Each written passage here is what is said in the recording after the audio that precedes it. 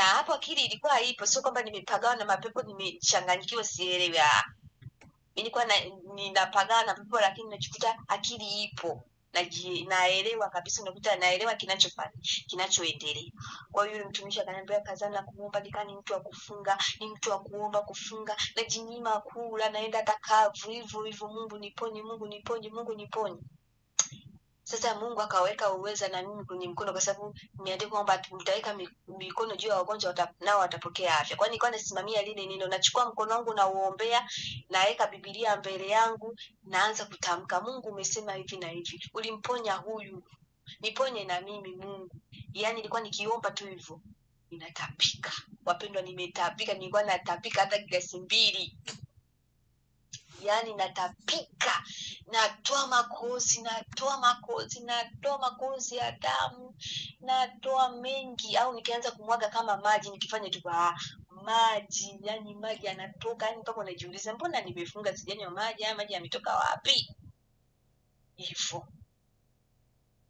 Kwa hiyo nikaendelea kuomba, nikakaza kuomba, naomba. Mwaka jana kuelekea huku mwezi wa 12, vita sasa ikainuka, nikaona kabisa napigwa vita. Yani nilikuwa naota hadi ndoto, kila nikiota napelekwa pale nilipolelewa, kila nikiota napelekwa pale pale. Nikasema Mungu ni nini? Sasa mtumishi alinielekeza maombi ya usiku wa manane. Sasa hiyo siku nakumbuka nilikuwa nimechoka sana, yani siwezi kuomba. Nilikuwa nafika wakati ile nachoka, kwa sababu nilikuwa nikiomba maombi magumu ya vita, napigwa sana kifua, nakuwa na hali mbaya sana. Hiyo siku nikasema yani sijui niamke, nipo macho sijui niamke niombe, lakini Mungu alinitia moyo, nikaamka. Nilianza tu kupigana na roho ya mauti, napiga roho ya mauti, nikapiga saa 8 mpaka saa 10 kasoro, nikasema ngoja nilale. Nimelala. Nilikuwa pale kijijini nilipolelewa kwa mama yangu. Tunaaga msiba wa mama amefariki, tunamuaga. Sasa nilipomwaga nirudi kule ni mama yangu alikoolewa sasa hivi, kwa sababu nibadilisha mazingira, nikaanza kuishi kule. Ile narudi, sijaondoka hata yale mazingira, nikakutana na mbaba. Huyo mbaba ananiangalia, yani alikuwa na ghadhabu kama chui, mnyama yule anaitwa chui. Yani alikuwa na hasira mno. Akaniambia, wewe tumeshakutumia mauti mara 3, tunakushinda. Tulipanga mauti kwako mauti 5 mara 5. Sasa hivi mbaki mara 2. Kila tukijaribu kukuua tunakushinda. Anaongea kabisa, yani kwenye ndoto. Kwa akaanza kutengeneza radi juu. Anaitengeneza radi ni ya nguvu. Mungu alinipa ujasiri ule kwenye ndoto. Ina maana sasa nikakumbuka nisingeomba yale maombi yale ya usiku. Yamkini wangeniua. Kwa aka anatengeneza radi, ananirushia radi, na mimi narudisha. Nilikuwa natumiaga jina la Yesu na damu ya Yesu kwenye Ufunuo ile 12:11. Nikasema ninakurudishia kwa jina la Yesu. Tulipigana wapendwa, tulipigana kuanzia ile saa 10 mpaka saa 11 karibia na madakika. Tulipigana mno yule baba. Tulipigana mpaka nilipomshinda mimi. Ndio akaniambia imebaki mauti mara 2. Hiyo ni mwaka jana. Sasa mwaka jana roho ya mauti ilikuwa kubwa sana, na walikuwa wanatafuta kwa kasi sana, kila mahali wamenikosa. Kwa hiyo sasa ikaja, nikapiga simu kesho yake, namsalimia tu mama. Akaniambia kule kuna msiba, kule nilikoota mimi kuna msiba, na aliyefariki mwanamke, na huko na jirani pale. Nikafikiri, nikalia sana, nikasema Mungu, mbona hii ndoto ni ya kweli? Mbona hii ndoto ni ya kweli Mungu? Basi nikatoka pale, nikaja tena nikaota kuna msiba, mwanamke amefariki na amezikwa. Nipo kwenye ile ndoto, najiona mimi nimepigwa hii miguu kama imepigwa ganzi, yani kama kilema yule ambao miguu yake watu wananipita hawanisaidii, lakini nakumbuka nilijisaidia mwenyewe, yani nijiombea mwenyewe mpaka nikanyanyuka kwenye hiyo ndoto. Sasa najiona tukaa kama kwaya, Hayo ni matukio sasa. Kumbuke nyuma mimi matukio haya nikuta nilikuwa naimba kwaya. Sasa mle kwenye ndoto pia kulikuwa na kwaya. Tunaenda kama sehemu tunaenda kuimba kwaya. Sasa wale watu wakana wanadondosha mbegu za mahindi. Mpaka hii ndoto mpaka leo sielewagi, natamani Mungu anieleweshe hii ndoto ilikuwa inamaanisha.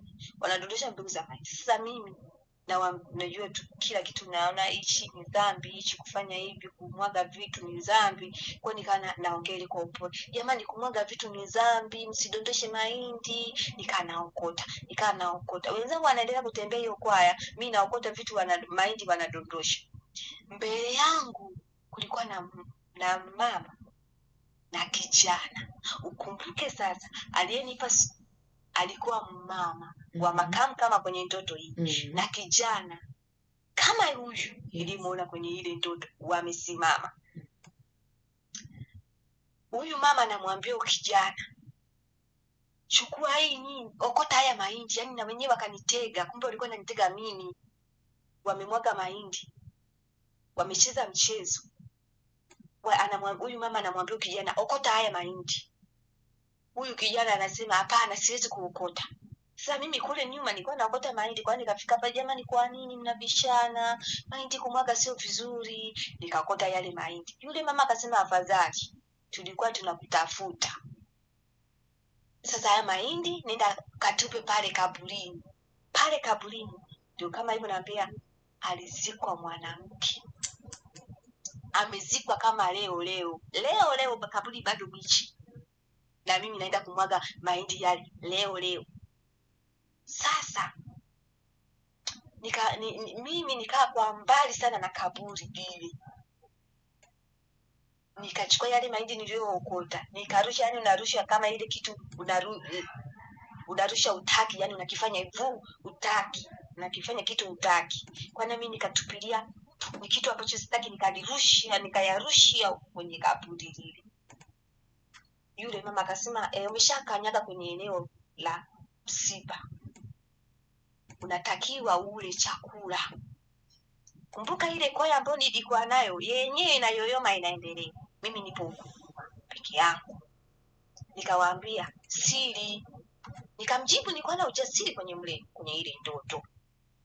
Akaniambia, hamna, umeshafika kwenye sehemu ya msiba, lazima ule, usipokula utapata madhara. Nikamwambia siri.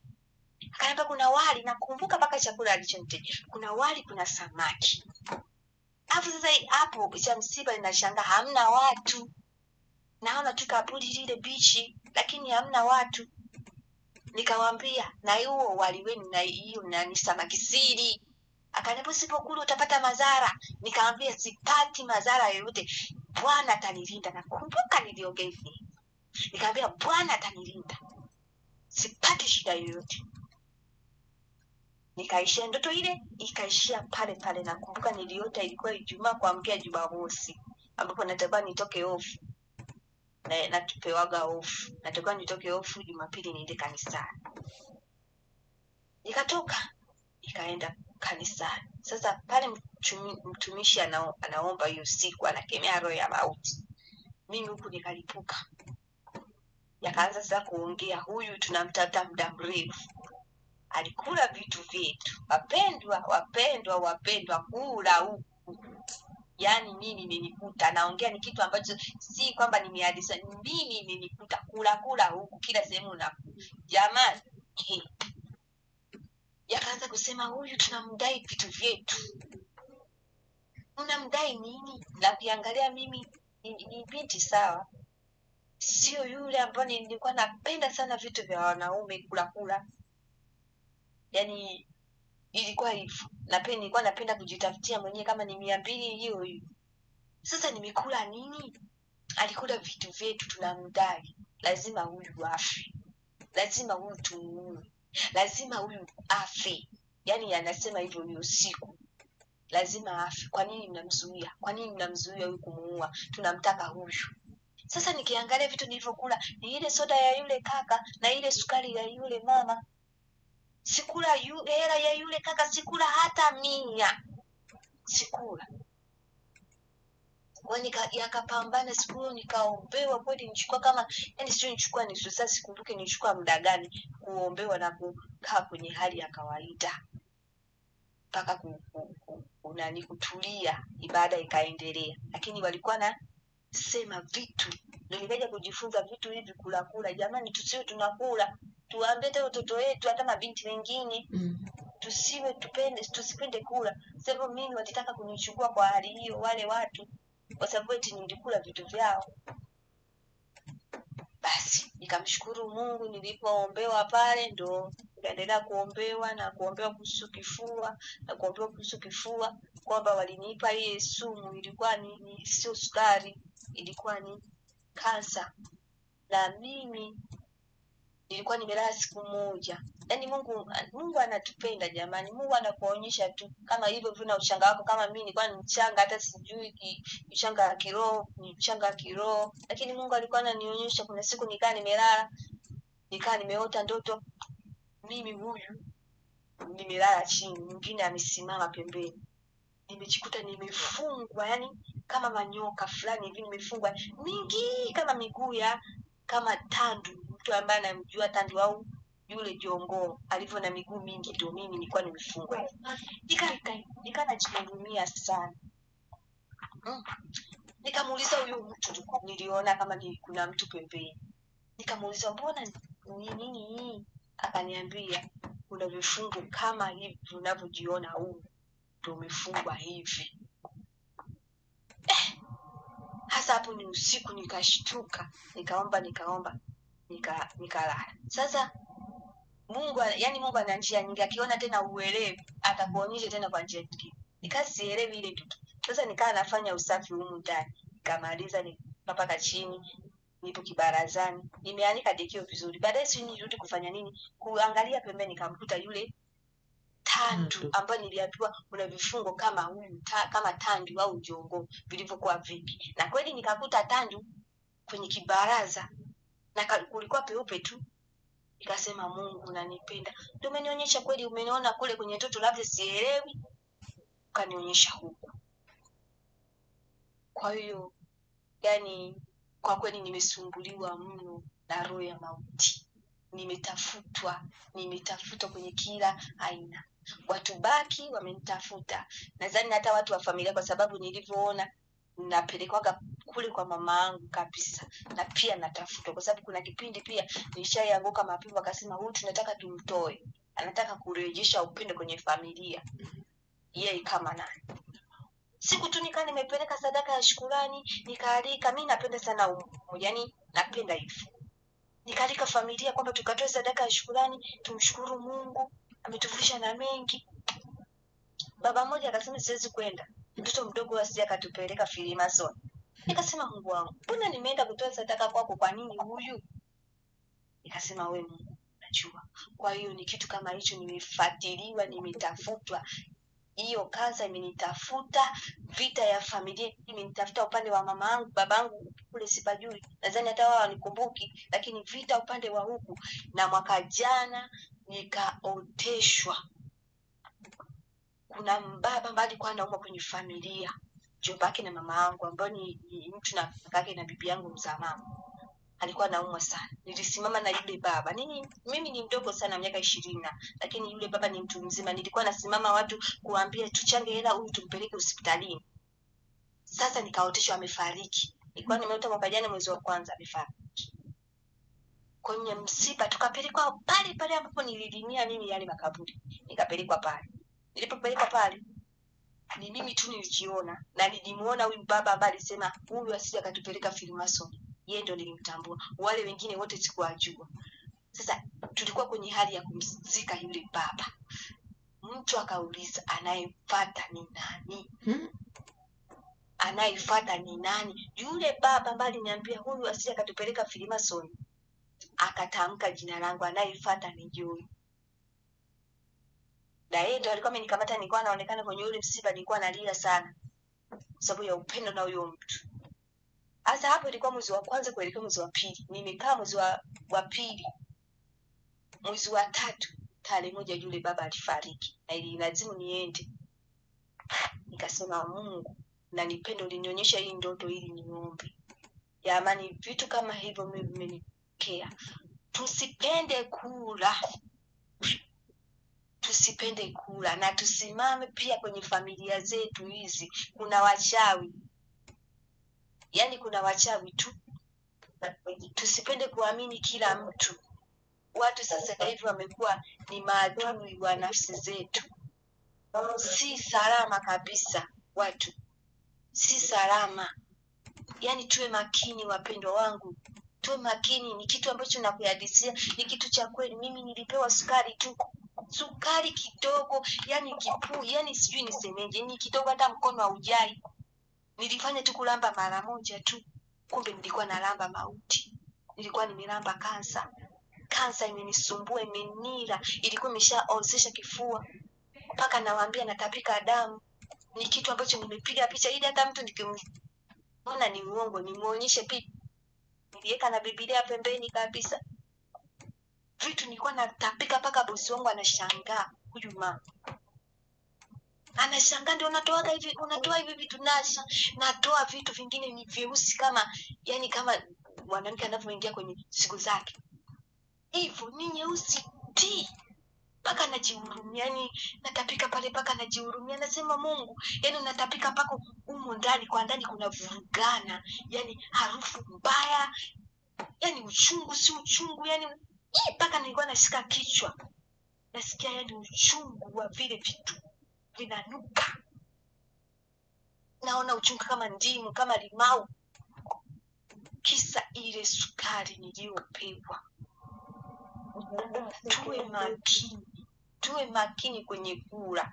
Mimi wametafuta kama hivyo, na walikuwa wanatafuta, yani wamenitafuta kwa kweli mpaka hapa nilipofikia. Ninamshukuru Mungu, siwezi kusema sijapona au nini. Ninamshukuru Mungu kabisa, kwa sababu mpaka hapa mimi kuongea, nilikuwa siwezeki kuongea hivi bila kucheua. Nilikuwa yani niongee mfululizo sijacheua, yani nilikuwa hamna ndugu zangu. Nilikuwa ni mtu wa kucheua muda wote, yani wa kucheua muda wote, hasa nikiingia kwenye maombi. Nilikuwa napigana sana, ninacheua mpaka nashindwa kuomba, nabaki nimetulia tu. Nilikuwa siwezi, muda wote nacheua mpaka naona aibu. Yani unaona aibu hata kusogeleana na mtu, yani aibu. Nilitupiwa pepo la aibu, pepo la mauaji hivyo. Siwezi kutulia. Hapa naongea hata sicheui, yani namshukuru Mungu. Sicheui. Nilikuwa ni mtu wa kila saa ni kutoa gesi, unashangaa haitoki tumboni, inatoka kifuani. Kifuani tu ndio ilikuwa inatoka. Kwa namshukuru Mungu, namshukuru hapa nilipofika ni Mungu mimi. Yani sasa hivi sifikiriage hata maumivu yaliyobakia. Nasema Mungu, kama uliweza kutoa zile damu ukatoa Mungu. Nilikuwa natapika mpaka inachanganyikana damu bichi, ni kama mtu amenikata humo. Yani niseme kama mtu anachukua kile kiwembe anaenda anakuangua, nimekwanguliwa na kiwembe au na stiliwaya, ndio ilikuwa mimi hivi. Yani kama mtu ameenda amesugua, alipomaliza kusugua sasa, mara nyingi nilikuwa napendaga niombe yale maombi ya vita na kujifungua nikiwa kwenye mfungo. Sasa niende nikafungulie jioni, siwezi kunywa chai. Na yani yale maumivu kama umefanywa operation. Ndio ilikuwa hivyo mimi. Chai haipiti, yani nasikia maumivu. Kwani nilikuwa nafunguliaga tu na maji ya baridi. Ni kitu nawaambia cha ukweli. Yani Mungu ni mwema. Nimetafuta kuuliwa mimi, lakini wameshindwa. Hawataweza. Nipo kupigana nao. Napigana nao. Taweza. Yani Mungu ni mwema. Nashindwa hata nieleze vipi. Hapo wananitafuta lakini wameshindwa. Juzi kati tu niliona nikiwa kwenye maombi saa 3. Nikaomba mpaka saa 4. Nikapitiwa na usingizi pale. Nikapelekwa kama ni maeneo ya nyumbani. Nikaona wananichoma sindano kwenye mguu, kwenye kiuno, niseme mguu tu nitumie lugha nzuri, kwenye mguu wananichoma sindano. ile sindano kumbe anataka wanimalize. Yaani Mungu anatufunulia tukae vizuri na Mungu. Mungu atakufunulia hata kwa ndoto, hata kwa maono. Mimi niliwaona wale wanataka kuniua. Wakanichoma ile sindano, walivyo kumbe waliweka madawa. Sasa wakajifanya kama wapo kanisani hivi, wanataka kuniombea. Kumbe wamenichoma ile sindano ya kunilevya. Hata nikaa nimedondoka. Eti huyo mtu, siwezi kusema mtumishi, niseme ni adui shetani. Eti anaomba. Hatumii jina la Yesu wala nisi alikuwa naomba manini kunifungua. Kumbe walikuwa wanaponiombea hivyo ndio wanataka kunimaliza, kuniua. Sasa mimi nakumbuka neno nilitumia Ufunuo hiyo niliyosema 12:11. Nasema nawashinda kwa damu ya mwana kondoo. Bwana kazana kuomba kunimalizia, naona hali ya kumaliziwa kabisa. Na mimi nasema nawashinda kwenye moyo, kwenye umo, kwenye ndoto najiona. Nawashinda kwa damu ya mwana kondoo, nawashinda kwa damu ya mwana kondoo, nawashinda kwa damu ya mwana kondoo.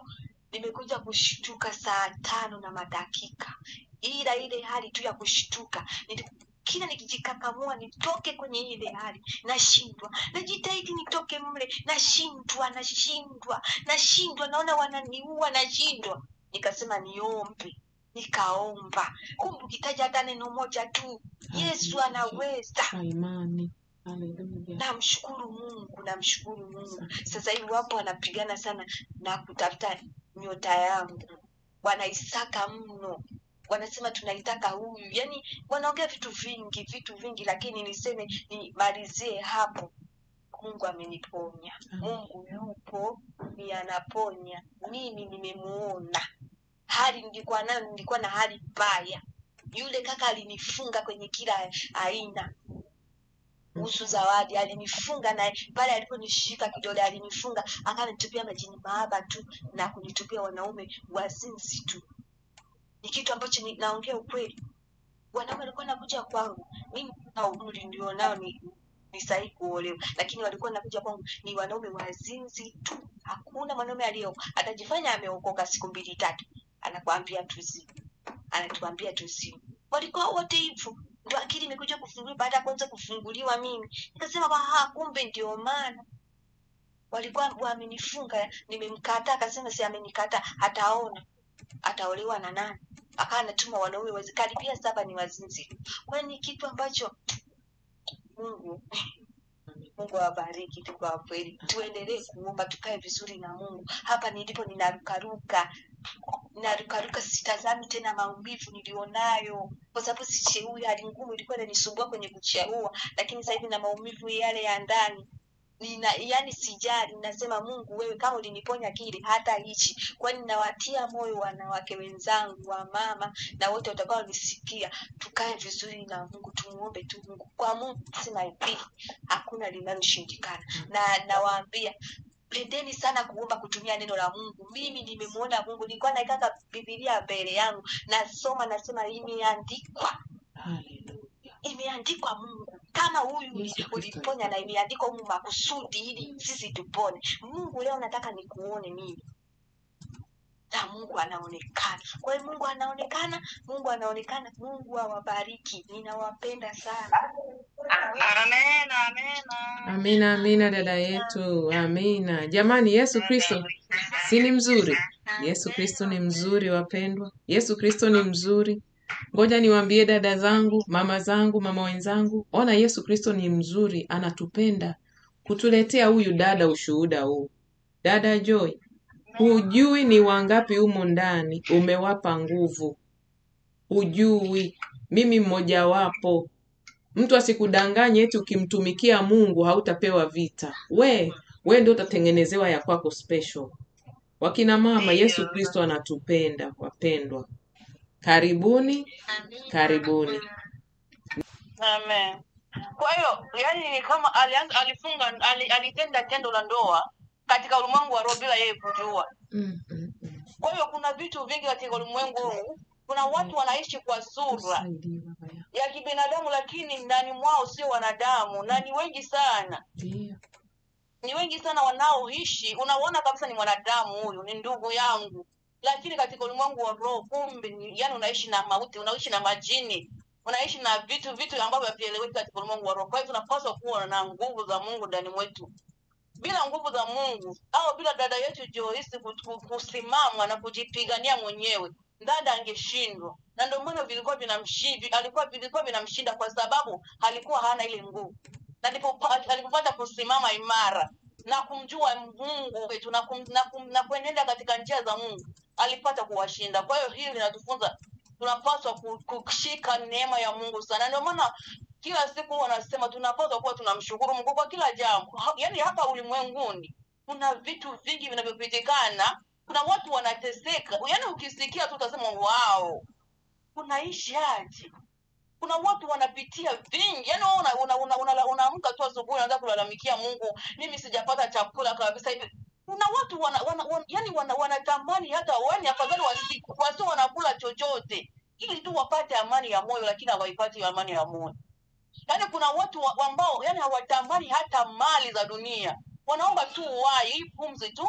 Mungu amuongezee tu pumzi, lakini ndio bado anazidi kulipia hiyo pumzi kila siku hospitalini. Kwa Mungu, kwa hicho ulicho nacho, kama Mungu haupitii chochote kile, ni kwa sababu tu ya mali za dunia hii ambazo utaziacha. Tusijisumbushe sana kwa vitu kama hivi. Mimi nimebarikiwa sana na ushuhuda huu. Yaani nimebarikiwa sana sana sana, afu imenipa moyo sana. Imenionyesha kwamba bila Mungu, yaani kuna roho ambazo zitakushika kwa sababu unaona nguvu za Mungu ndani mwako. Imenionyesha kwamba tunapaswa kuomba sana, kwa sababu kule kwa kuomba ndipo unapata nguvu za Mungu. Unapokuwa hauko katika njia ya Bwana, ni vigumu sana kuomba. Na unapoanza kuomba kama nilivyosikia hapo alipokuwa anaita watu waanze kuomba, akisikia ile maombi anapata tena nguvu ya kumuomba Mungu. Kwa hiyo tukizowesha utu wetu wa ndani kuomba, hakuna chochote kitakachotushinda. Hakuna kabisa. Jamani, mimi nimebarikiwa sana. Huyu Mungu ni mwema sana. Yaani Mungu alisema Joyce aweze akafariki, lazima atoe ushuhuda na lazima atangaze injili yake. Lazima jina lake yaani lazima watu wengine waguswe na wengine wapate kuokoka. Yaani usishie hapa kutoa ushuhuda. Zidi hata unapopita tu ukiona mtu anateseka na hangaika, mpe hii habari yako. Mwambie tu hichi kidogo Mungu alichokutendea kinaweza kikaokoa nafsi ya mtu aliyepotea. Haleluya, mbarikiwe sana. Kama kuna mwingine wa kuongezea, karibu. Leo ni siku ya ushuhuda tu. Amen. Amen. Na nitasema kidogo tu kuwapa nafasi wengine. Nimeshika kitu kimoja hapo. Wapendwa wangu, kuna watu leo hii wanaendelea kuteseka. Japo wameokoka, wapo wa kanisani, wanafunga, wapo. Ninawafahamu wengine. Unajua kwa nini?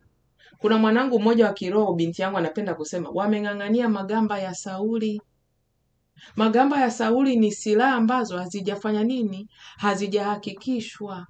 Yaani, ulivyosema neno ulivyoingia kanisa la utakatifu, ndio umepata majibu yako. Unajua watu hawajui, wanatuona sisi ni wajinga na washamba na tumechanganyikiwa, lakini wanang'ang'ania mapambo, wanang'ang'ania makeup. Na ujue ukiacha mapambo bado utawindwa nayo. Wengine wetu bado tunawindwa nayo. Yaani sauti na kushawishi. Si upake kidogo tu. Si upake, unaingia kupiga picha. Ona picha imba. Yaani shetani anajua vile vitu vinampa shetani uhalali. Ndiyo maana watu wengine shetani hataki waache yale mapambo. Mimi najua watu kabisa wanafunga na mpendo ujue wanajibiwa. Kabisa kuna majibu mengine wanajibiwa. Yaani haya maisha ya duniani ya kawaida wanajibiwa. Wanapata pesa, wanapata kazi, lakini shetani kawatayarishia mtego kwa mbele ya safari. Ndio maana watoto wetu, dada zetu, kaka zetu, kama una mtoto, una binti, mpendwa, wenye dini ya upande wa pili, si wanaruhusiwa kuvaa mitandio kwenye kanisani, kwenye shule? Nenda kawaambie, mimi kwa imani yangu mwanangu unamtengenezea kama ni zile kofia ambazo hazijakaa kipepo zile. Manake mtoto wa kike mdogo ukimwambia umfunge kilemba, kitaponyoka huko akiwa anacheza shule. Usivalishe mtoto suruali, usivalishe mtoto kaptura. Unamtengenezea mazingira mabaya baadaye. Kwa sababu kila mtu anazaliwa kwenye vifungo. Kila mtu anakutana na vifungo. Mimi binafsi nilipokuwa mdogo nakumbuka, nilikuwa kama miaka 7-8. Kuna kijana mmoja, huyo sijamsahau sura yake mpaka leo. Hajawahi kunigusa hata siku moja. Ila alikuwa anakaa kama gorofa la pili hivi. Tulikuwa tunakaa magorofa ya mapolisi haya. Baba yangu alikuwa ni police officer. alikuwa anapenda kunitania mimi mchumba wake. Sijamsahau huyo kijana. Na alikuwa akinitania utani ule. Nilikuwa mdogo, lakini nilikuwa naona nguvu fulani inanipitia. Akisema tu vile, akaja akapotea. Hujui wanatupandikizia watoto wetu. Unamvalisha mtoto wako kikahaba, kuna watu wanamwangalia wanamtamani, kuna watu wanamuweka kwenye listi ya kutoa kafara, kuna watu wanazini na watoto siku hizi hata kwenye ufahamu. Mtu jinaenda linajifanyia unajisi huko, linatumia sura ya mwanao, linatumia maungo ya mwanao. Mimi ni hicho tu ndio ningeomba niseme. Nimpe nafasi na mwingine, karibuni. Nasema alikuwa anisikia vibaya. Mimi kuna kipindi pia nilikuwa najisikia vibaya. Yaani nikiona hata kuku akipita mbele yangu ninasema wewe kuku, aheri wewe una uzima. Aheri wewe unajisikia vizuri. Yaani hata kuku nilikuwa naangalia nasema afadhali ya kuku, yeye ana uzima na kula chakula. Lakini mimi kwa sina amani. Sasa alivyosema ndugu yetu Joyce, kwa kweli wapendwa, mtu kama umeumwa magonjwa yani ambayo ya muda mrefu unateseka, kweli kimbio letu ni Yesu tu. Ni Yesu tu. Maana nimejifunza ndio kwa anasema kiombewa tu akimtaja jina la Yesu anapona. Ile nguvu anapata tena kumtaja jina la Yesu na kuomba. Wapendwa, mimi mwenyewe nilipitia hicho kitu. Nilipitia kwenye hiyo hali. Nilikuwa napeleka hospitali. Nikipeleka hospitali hata mtu ukimwambia yani niuhadisie naumwa nini, mtu hawezi kunielewa. Narudishwa nyumbani. Namwambia dada mmoja, akamwambia dada, ninaomba tu msinilete tena hospitali, mniombee tu. Mniombee tu. Yani hali nikawa ni mbaya. Kwa kitu ambacho alipitia ndugu yetu Joyce, yani amenikumbusha mbali sana. Kwa kweli uzima ndio namba moja kuliko vitu vingine. Kama vile anavyosema mtumishi, yani mambo ya fedha ni baadaye. Mambo ya fedha, mambo ya mali yani ni vingine kabisa baadaye. Ukiwa una uzima katika mwili huu, aise, una amani kabisa.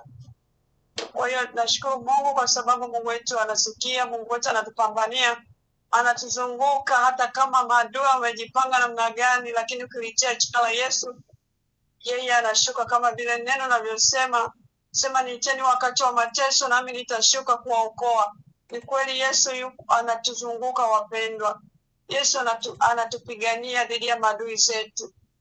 Mungu akubariki tu Joyce, endelea kumtegemea Mungu jinsi alivyokutegemeza, utamwona zaidi kwa ajili ya utukufu wa jina la Yesu.